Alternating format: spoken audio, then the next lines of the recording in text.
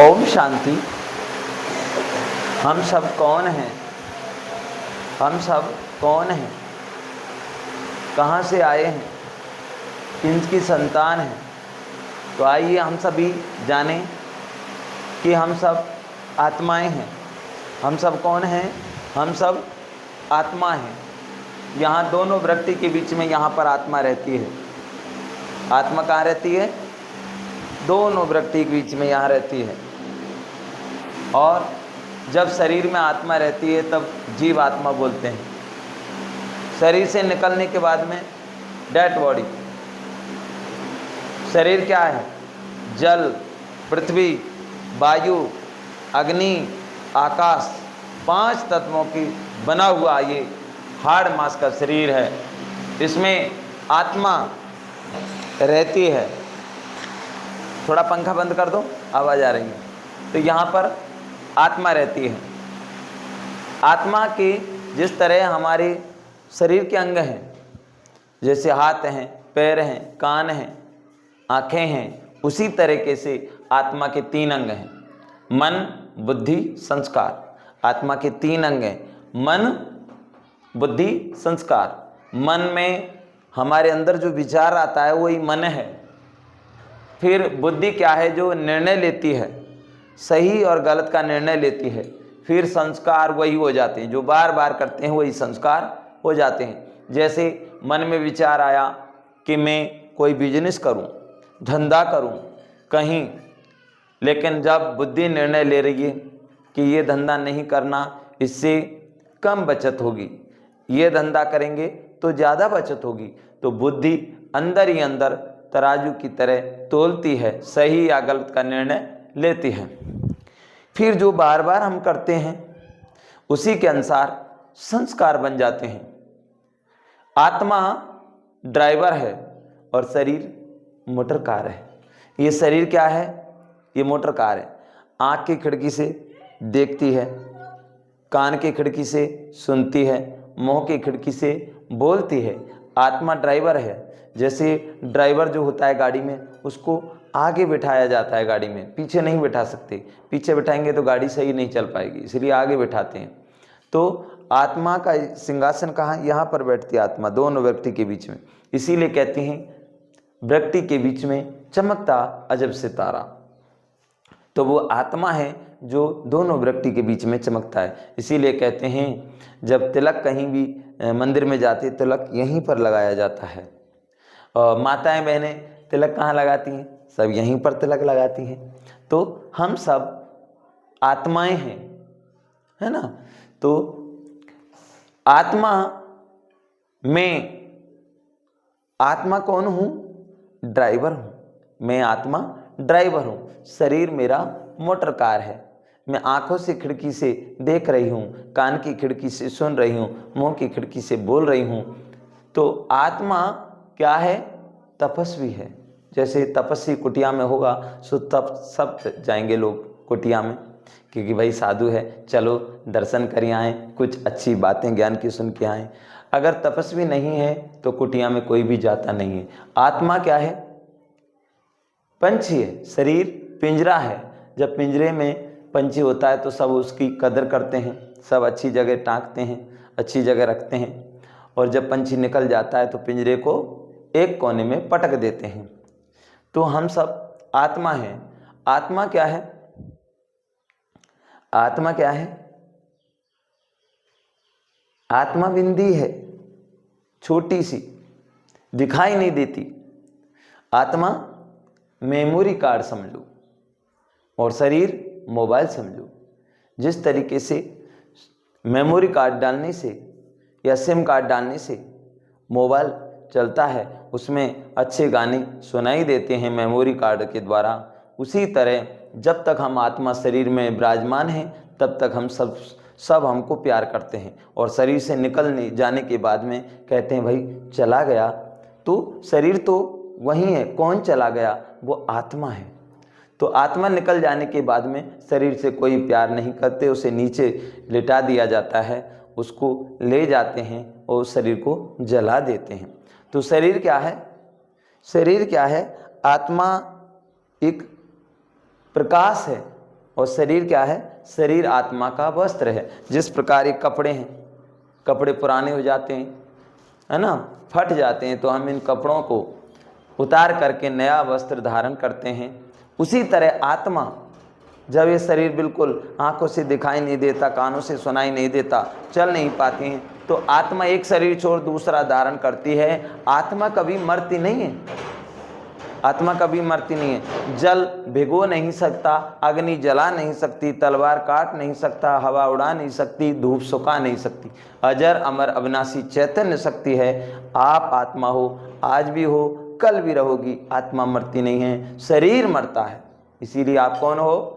आत्मा है। आइए, हम सभी ने जाना कि हम सब आत्मा हैं। शरीर मरता है, आत्मा मरती नहीं है।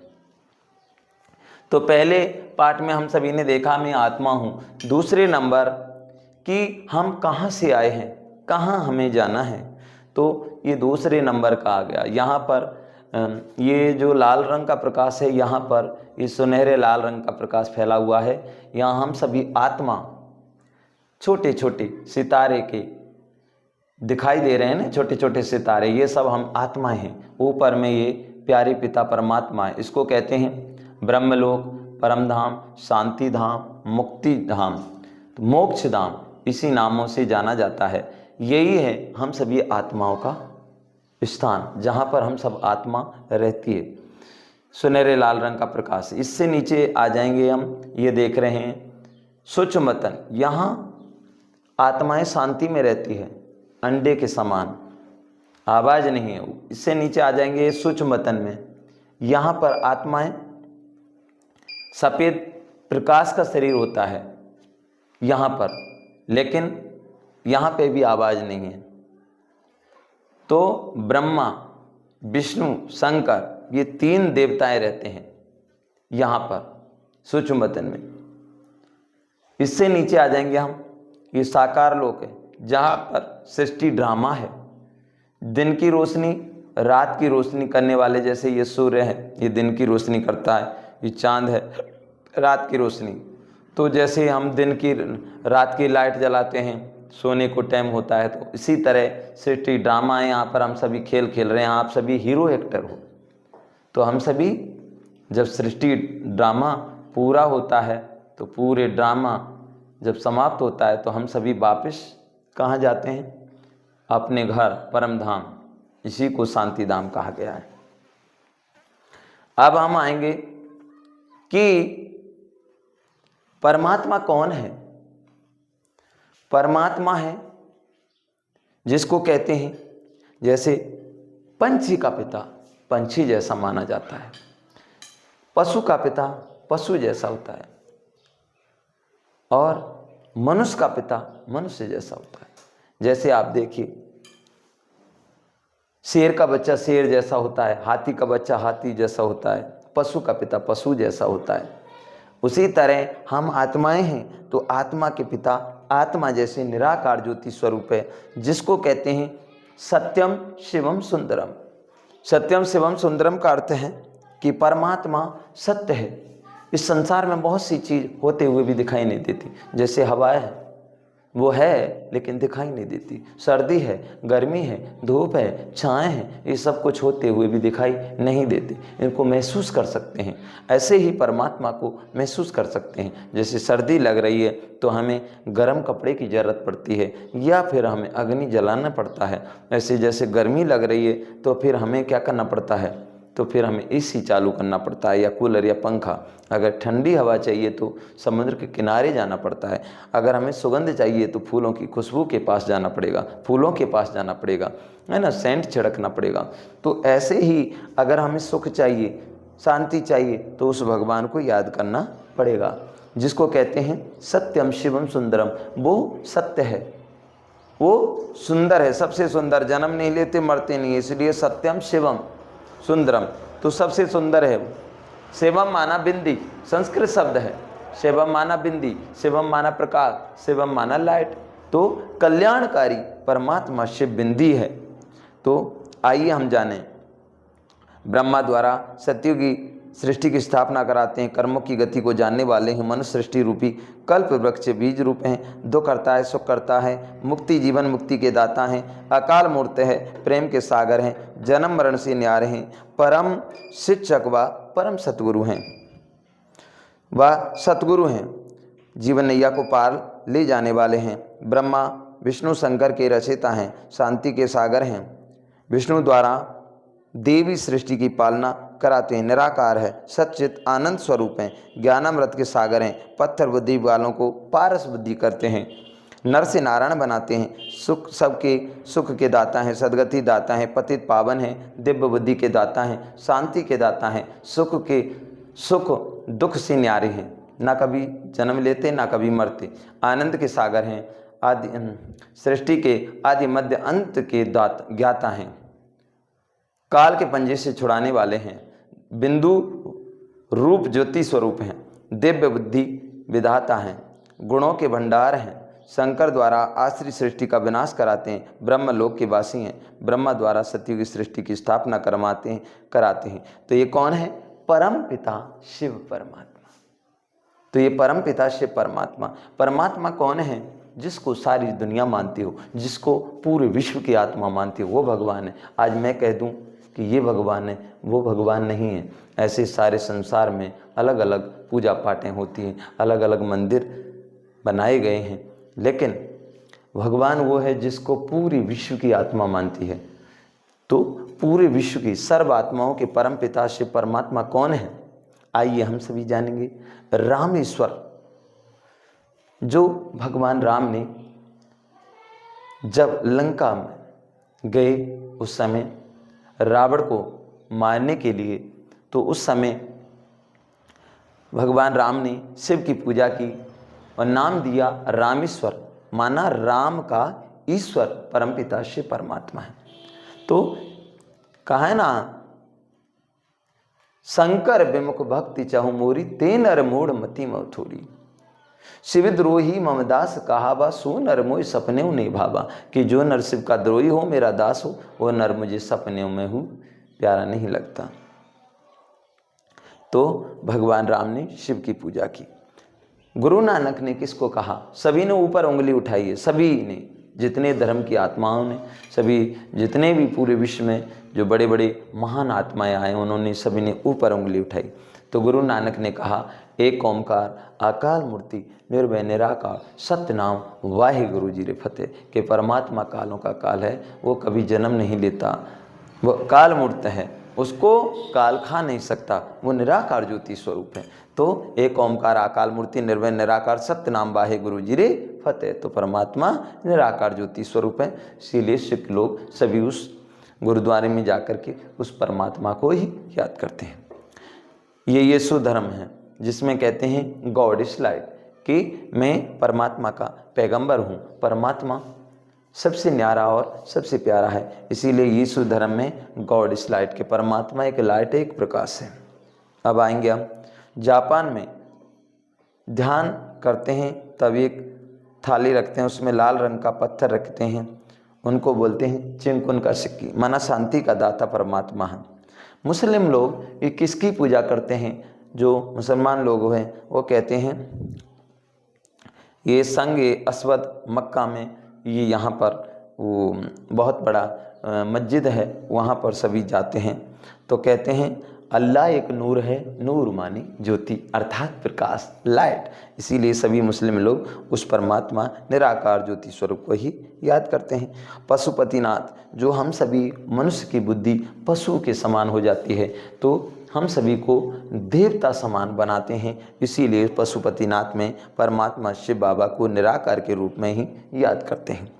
सोमनाथ, माना हम सभी आत्माओं को सोम रस पिलाते हैं। इसीलिए सभी वीर विक्रमादित्य ने सबसे पहले आकर के, है ना, द्वापर युग में तो शिव की स्थापना की। विश्वनाथ, हम सभी को विश्वनाथ बनाने वाले हैं। इसीलिए परमात्मा शिव बाबा को विश्वनाथ में याद करते हैं। अमरनाथ माना हम सभी को आत्मा का ज्ञान देते हैं, तुम शरीर नहीं हो, तुम आत्मा हो, इसीलिए हम सभी को अमर बनाते हैं। क्योंकि सतयुग त्रेता में सबकी 150 वर्ष उम्र होती है, वहाँ कोई की अकाल मृत्यु नहीं होती, इसीलिए हम सभी को परमात्मा अमर कथा सुनाते हैं। तो 12 ज्योतिर्लिंग हैं शिव के माने गए हैं। जैसे पूरे भारत में कहीं भी आप जाओ, पापकटेश्वर, महाकालेश्वर, बैद्यनाथ, अमरनाथ, पूरे विश्व में कहीं भी जाओ 12 ज्योतिर्लिंग शिव के मंदिर हैं बड़े बड़े। तो कहते हैं ऊंचा तेरा नाम है, ऊंचा तेरा नाम है और ऊंचे से ऊंचा तेरा काम है। तो भगवान के मंदिर, परमात्मा शिव बाबा के ऊंची ऊंची पहाड़ियों पर मंदिर मिलेंगे। तो परमात्मा निराकार ज्योति स्वरूप सर्व आत्माओं के पिता हैं। हम सभी आत्माएं हैं, वो आत्मा के पिता परमात्मा निराकार ज्योति स्वरूप हैं, जिसको कहते हैं सत्यम शिवम सुंदरम, जो कहते हैं देवों के देव महादेव। तो सारे देव देते हैं दुनिया में पल्ला झाड़ के, भोलेनाथ देते हैं छप्पर फाड़ के, तो वो छप्पर फाड़ के देने वाले ही परमात्मा शिव। तो इसमें दिखाया चित्र में कि परमात्मा निराकार ज्योति स्वरूप है, लेकिन सृष्टि की स्थापना कैसे करते हैं? ब्रह्मा द्वारा स्थापना, विष्णु द्वारा पालना, शंकर द्वारा पुरानी दुनिया का विनाश कराते हैं। इसीलिए तीनों का रचयिता, 3 त्रिलोकीनाथ, त्रिमूर्ति, इसीलिए शिवलिंग पर 3 पत्ते का बेलपत्र चढ़ाते हैं। अब आएंगे हम, शिव और शंकर में महान अंतर है। शिव और शंकर में महान अंतर है। शिव अलग है और शंकर अलग है। जैसे हम सभी कहते हैं शिवरात्रि, कोई ये नहीं कहता शंकर रात्रि, माना शिव अलग है शंकर अलग है। शिव निराकार ज्योति स्वरूप है और शंकर सूक्ष्म वतनधारी शरीरधारी हैं। ब्रह्मलोक निवासी कल्याणकारी निराकार परम पिता परमात्मा रचयिता हैं। सूक्ष्म लोक निवासी विनाशकारी आकारी देवता रचना शंकर है। हमेशा आपने देखा होगा जहाँ पर जैसे शंकर पार्वती को दिखाते हैं, गणेश जी भी दिखाते हैं, शिव परिवार दिखाते हैं, वहाँ पर हमेशा जैसे शिव को कहीं भी देखा गया है मंदिर में, तो वहाँ पर सामने शंकर हमेशा शिव के ध्यान में दिखाया गया है। तो परमात्मा शिव को ही शंकर, देखें ये सब जो सामने शंकर की मूर्ति, यहाँ पर खुद शंकर शिव का ध्यान करते हैं। जैसे आप हैं, आपके कोई गुरु हैं, तो आप अपनी फ़ोटो थोड़ी रखेंगे सामने, आप अपने गुरु की या भगवान की रखेंगे। इसीलिए आप कभी भी देखो शंकर की हमेशा ध्यान अवस्था में दिखाते हैं और हमेशा शिवलिंग सामने रखते हैं। तो इसीलिए परमात्मा को शिवरात्रि कहते हैं परमात्मा की। तो शिवरात्रि माना शिव आए रात में, ये कलयुग की रात है। तो कलयुग की रात में परमात्मा शिव आते हैं। तो काम क्रोध लोभ मोह अहंकार जो सारी सृष्टि जलती है ना, तो उसके वशीभूत ये काम क्रोध लोभ मोह अहंकार, इसके द्वारा ही पूरी सृष्टि जब जलती है तो इसको कहते हैं घनघोर रात्रि। तो ये कलयुग की रात में परमात्मा शिव बाबा आते हैं, इसीलिए शिव रात्रि कहा गया है।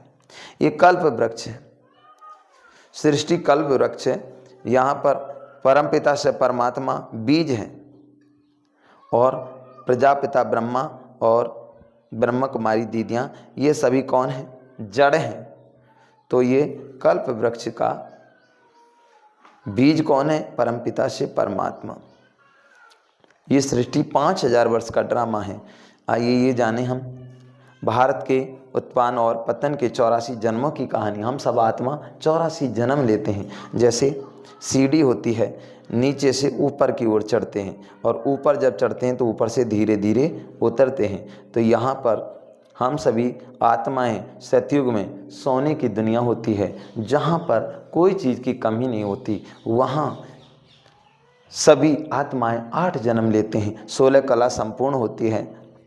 वहाँ पर शेर और गाय घाट पर पानी पीते हैं, सभी के सोने के महल होते हैं, कोई चीज़ की कमी नहीं होती, उड़न खटेले में घूमते हैं। वहाँ पर हम आत्माएं यहाँ पर निवास करते हैं। यहाँ सतयुग में सभी सुखी होते हैं, वहाँ पर सोने की दुनिया होती है। 8 जन्म लेते हैं हम। यहाँ से फिर नीचे की तरफ बढ़ते हैं, फिर उसके बाद में त्रेता युग लग जाता है। यहाँ पर आत्मा चांदी समान बन जाती है। आत्मा के यहाँ पर 8 जन्म में सतयुग में, त्रेता में 12 जन्म हो जाते हैं, 14 कला रह जाती हैं और आत्मा चांदी समान बन जाती है। फिर द्वापर युग शुरू होता है। यहाँ से द्वापर राजा वीर विक्रमादित्य आए ने, जिसने सोने का मंदिर, हीरे का शिवलिंग बनाया, शिवलिंग, तो वहाँ से भक्ति पूजा पाठ शुरू होती है। तो फिर यहाँ पर हम सभी आत्मा 21 जन्म लेते हैं द्वापर युग में। फिर उसके बाद में आत्माएं की कला कम हो जाती हैं, 8 कला रहते हैं। उसके बाद में कलयुग में 42 जन्म हो जाते हैं। आत्मा की उम्र घटती जाती है। सतयुग में, त्रेता में 150 वर्ष उम्र होती है, द्वापर युग में और कम हो जाती है, और कलयुग में किसकी उम्र फिक्स नहीं होती, क्योंकि वहाँ पर कभी भी शरीर यहाँ पर छोड़ सकते हैं, इसीलिए कलयुग में फिक्स उम्र किसी की नहीं है। तो ये कलयुग का युग है। यहाँ पर परमात्मा शिव बाबा निराकार ज्योति स्वरूप आत्मा यहाँ पर लोहे समान बन जाती है। सतयुग में सोने समान, त्रेतायुग में चांदी समान, द्वापर युग में तांबे समान और कलयुग में लोहे समान। इसी कलयुग और सतयुग के बीच के समय यहाँ पर संगम युग शुरू होता है। यहाँ पर परमात्मा 100 वर्ष का युग जब बनाते हैं, इसको कहते हैं संगम युग। इसी युग में हम परमात्मा को याद करके, अच्छे कर्म करके, हम सभी इसी आने वाली दुनिया में अपना स्थान लेते हैं। यहाँ पर हम सभी आत्माएं पहले शांति धाम में जाएंगी, फिर वहाँ से सतयुग में आएंगी। तो इस तरीके से ये हमारे 84 जन्मों की कहानी है कि हमने पूरे 84 जन्म लिए। सतयुग में 8 जन्म, त्रेतायुग में 12, द्वापर युग में 21 और कलयुग में 42 और संगम युग में 1 जन्म। इसीलिए कहते हैं बड़े भाग मानुष तन पावा, सुर दुर्लभ सब ग्रंथन गावा। हम सभी बहुत भाग्यशाली हैं जो इस संगम युग में हमें जन्म मिला है। तो ये सभी कहानी, ये सृष्टि 5000 वर्ष का ड्रामा है। जिस प्रकार सतयुग, त्रेता, द्वापर, कलयुग सभी 12.5 वर्ष का युग है। यहाँ पर जैसे घड़ी होती है 12 बजते, उसके बाद में घूम फिर के वही 12 बजाती हैं। जैसे अभी होली गई है, घूम फिर के वही होली आएगी। जैसे आज 3 तारीख है, घूम फिर के वही 3 तारीख आएगी। जैसे अभी 5वां महीना है, घूम फिर के वही 5वां महीना आएगा। जैसे अभी 10 बजे हैं या 11 बजे, घूम फिर के वही 10, 11, 12 बजेंगे। तो ये सृष्टि ड्रामा है, बना बनाया ड्रामा है, 5000 वर्ष का ड्रामा है। आज भी आप जैसे आए हो उसी प्रकार हर 5000 वर्ष में हम सभी इसी तरह से मिलते रहेंगे। अब ये कलयुग अभी बच्चा नहीं है, कलयुग अभी थोड़ा ही बचा है, कलयुग अभी बच्चा नहीं है। तो कहते हैं शास्त्रों में लिखा है कि कलयुग तो बच्चा नहीं है।